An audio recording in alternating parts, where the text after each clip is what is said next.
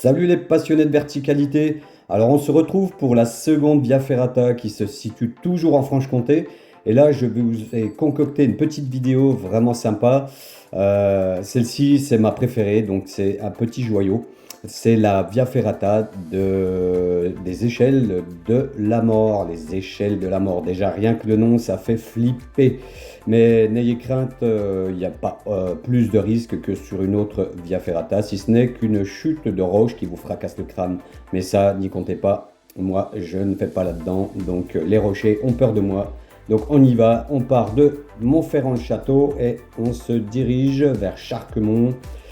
Charquemont, très proche de la frontière suisse, et nous y voici, la Suisse, donc en bas et au-dessus la France. Le petit parking pour stationner le véhicule. Alors, il y a de la place. Bon, alors on descend dans des gorges, on est très très profond dans les gorges. Et voilà, donc la petite route qui va bien, route départementale, et ça roule très très bien. Voici une petite frontière, donc anciennement une maison de garde frontière. Et là, on va prendre à gauche. Et là, on va descendre, descendre et descendre et encore descendre pendant 4 km. Et ensuite, le parking va arriver.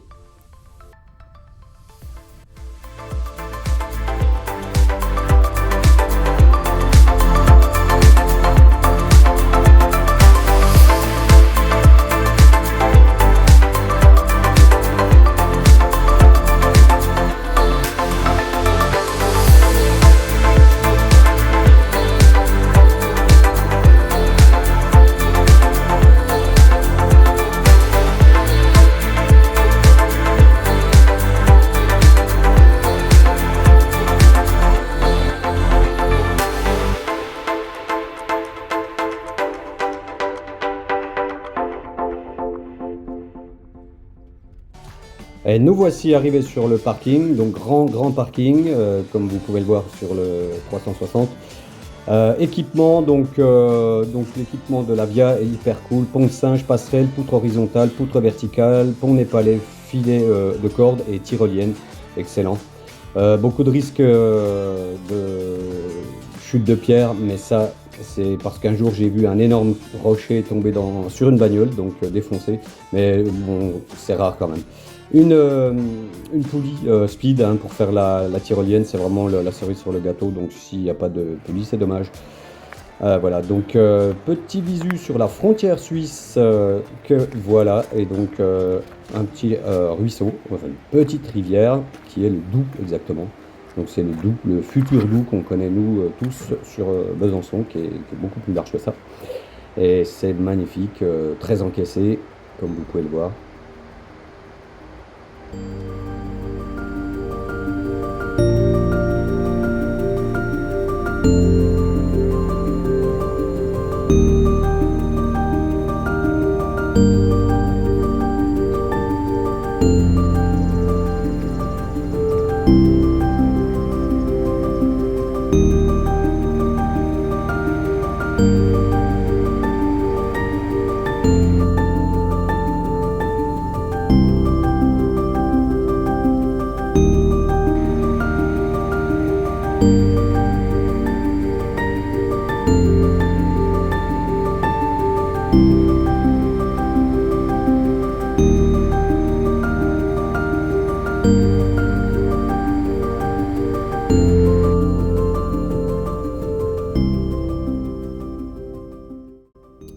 Allez, let's go, c'est parti pour la marche d'approche qui n'est pas très longue, 7 minutes.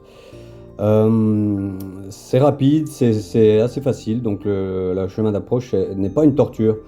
Et voilà, donc les échelles de la mort, 600 mètres, et on va commencer dans le dur.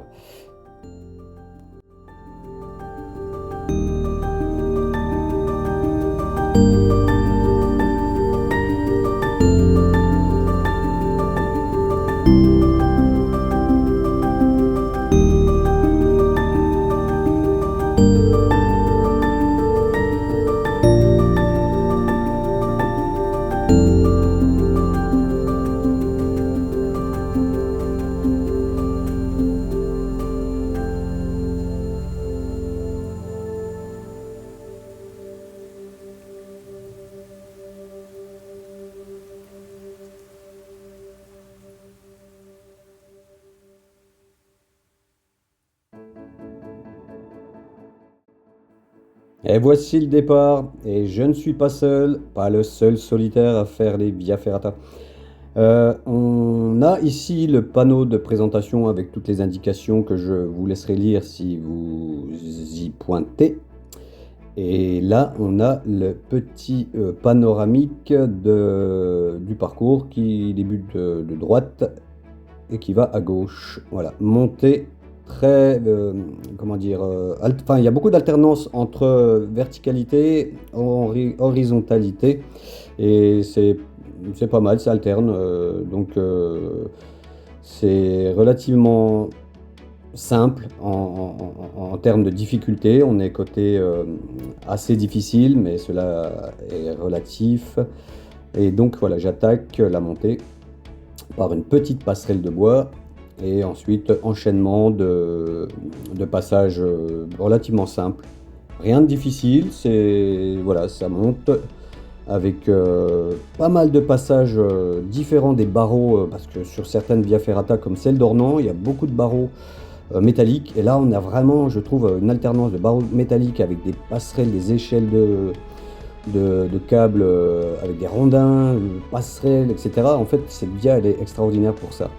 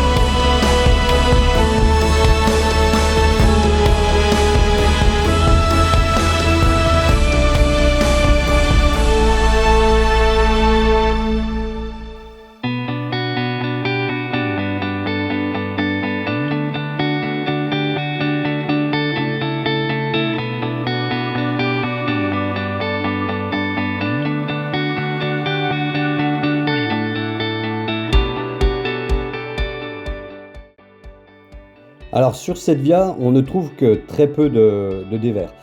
C'est ce qui en fait une via ferrata AD, parce qu'on n'a vraiment pas le sentiment de forcer vraiment dans les bras, enfin sur les bras, et donc pour moi elle reste relativement abordable.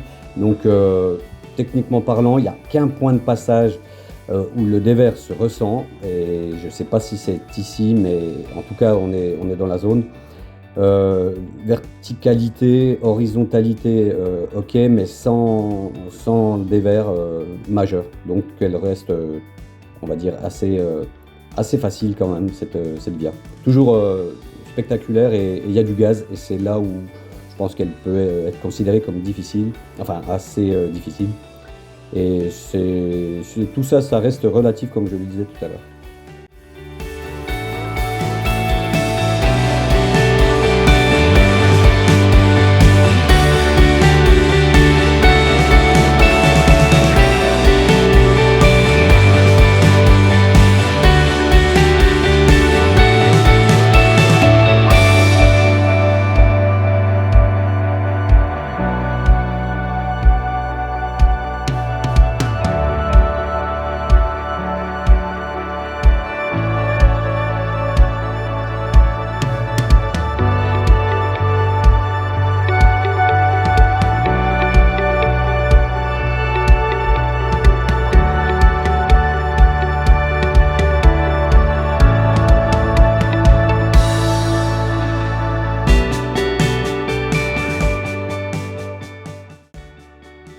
Alors là, nous sommes sur le premier petit replat, et c'est là qu'on commence à voir les petits points originaux sur cette via ferrata. Donc là, on a un premier passage que j'appellerais l'échelle poutre. Donc on la voit, enfin on voit pas souvent ça sur les via ferrata. Ça reste une poutre avec quelques échelons, et ça reste toujours impressionnant parce qu'on est vraiment très haut et on a l'impression de tenir sur pas grand chose. Il y a deux points d'accroche, donc je pense que les points d'accroche, c'est-à-dire les vis, sont vérifiés régulièrement, parce que si les points venaient à rouiller, bah, ça peut casser. Et non, je ne le souhaite pas, mais en tout cas, je pense que c'est vérifié comme chaque année ou régulièrement. Voilà. Donc c'est assez original le petit passage là, admiré.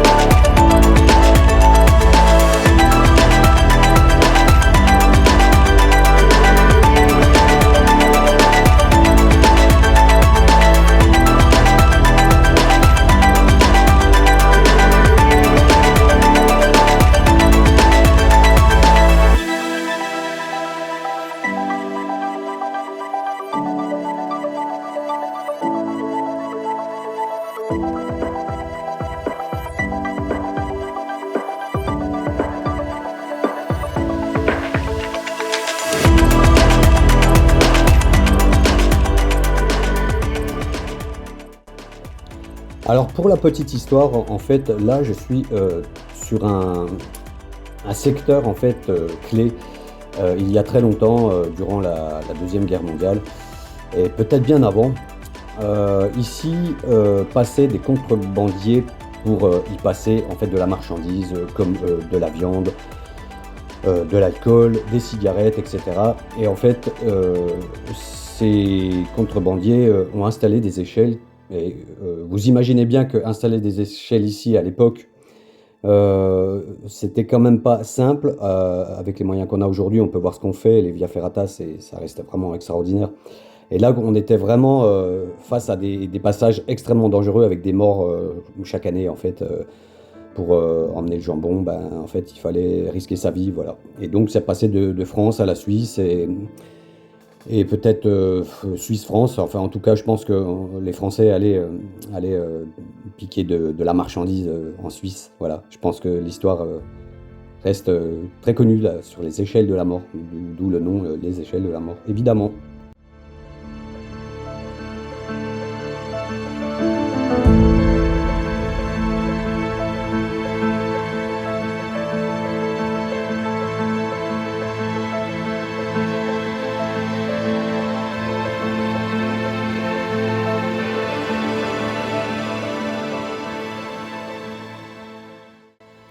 Et là, passage magique, comme vous pouvez le voir, tout en légèreté, Franck.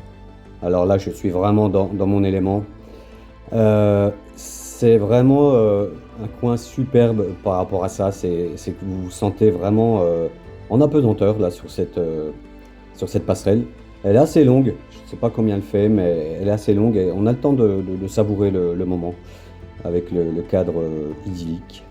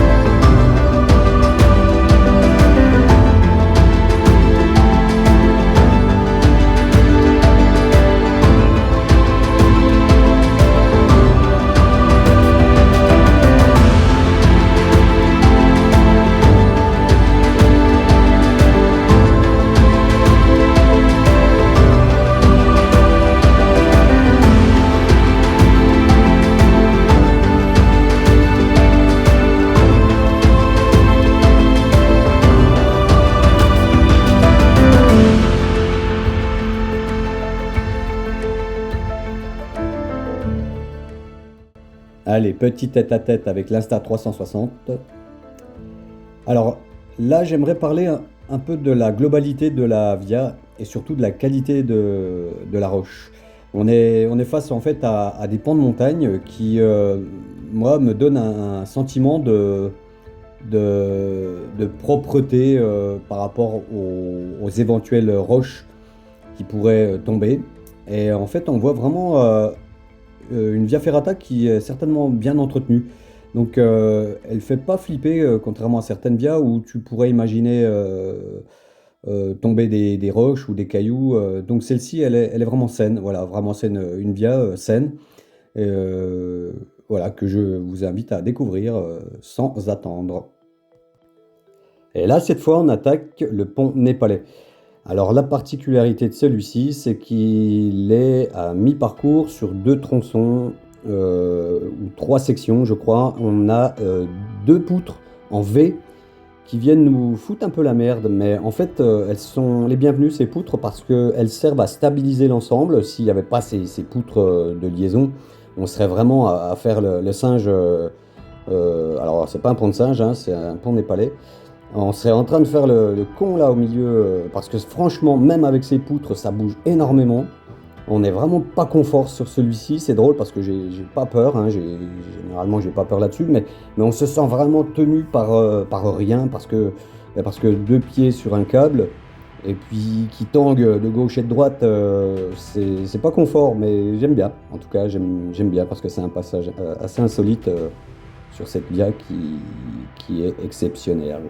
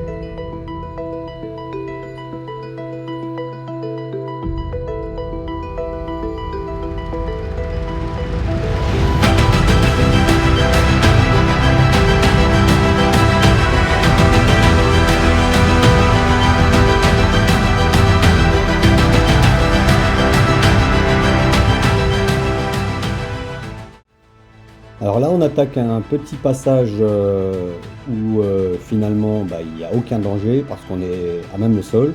Un petit sentier le long de la falaise, évidemment un pas de trop sur ma gauche et c'est bye bye Frankie. Donc méfiance, toujours sur la ligne de vie. Et puis on descend, on arrive sous une dalle en fait, hein, on a des roches au-dessus de la tête. Et c'est assez sympa aussi le coin, il est assez original. Donc on sillonne et après on évolue sur une dalle, donc sur la roche que je vais bientôt attaquer pour reprendre la via en mode aérien.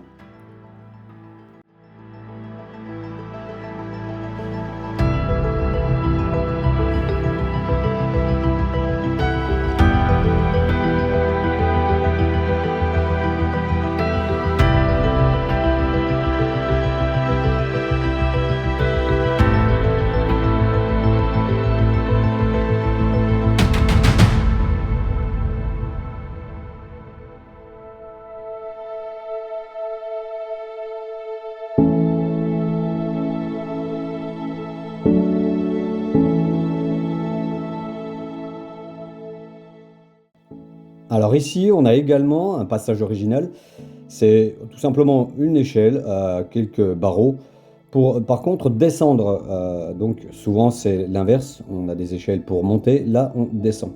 Alors pourquoi une échelle ici? Allez savoir. Moi, là, ça m'interroge totalement.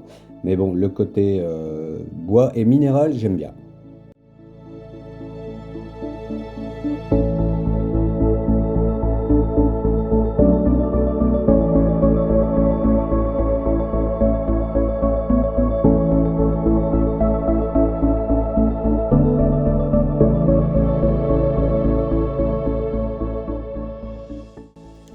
Et hop, début d'un passage sur un pont népalais, mais à une main courante. Euh, Certains sont très mal à l'aise sur ce type de passage parce que, évidemment, nous n'avons pas les câbles de part et d'autre qui nous donnent plus le sentiment de plus de sécurité. Alors là, je fais le zinzin, donc je me suis pendu quelque temps pour contempler le ciel et faire le zouave. Toujours génial, ce genre de petit moment.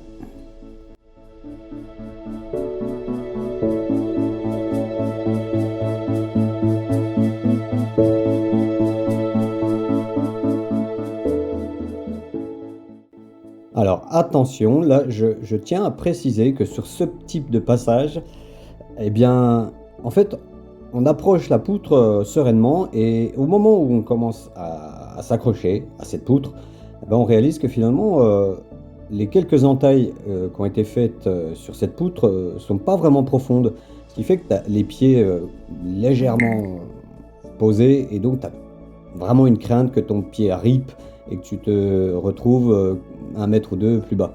Donc tu l'empoignes bien et tu l'adores, cette petite poutre. Et moi j'adore ce côté original que je ne vois pas beaucoup.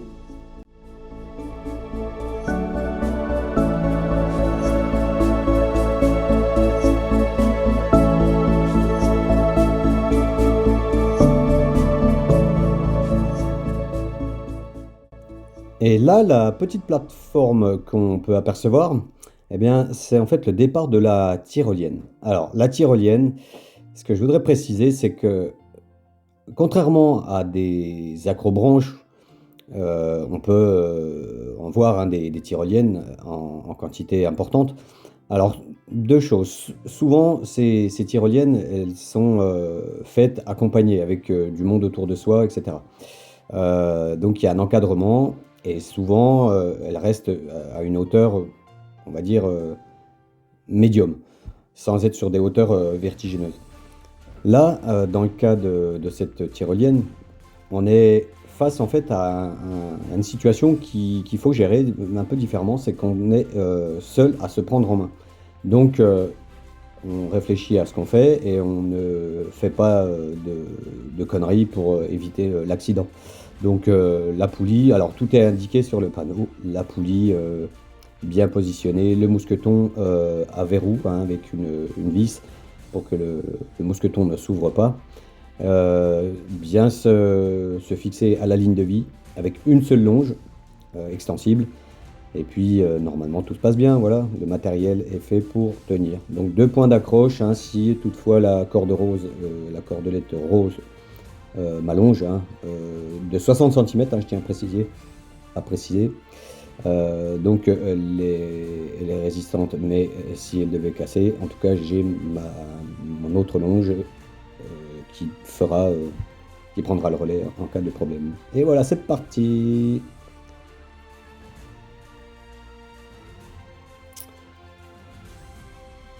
Et dans mon cas, eh bien, en fait, concentré sur ma caméra, j'ai raté la plateforme, donc je suis reparti un peu en arrière et il a fallu que je me hisse jusqu'à cette petite plateforme où je savoure en fait un moment de solitude absolument génial.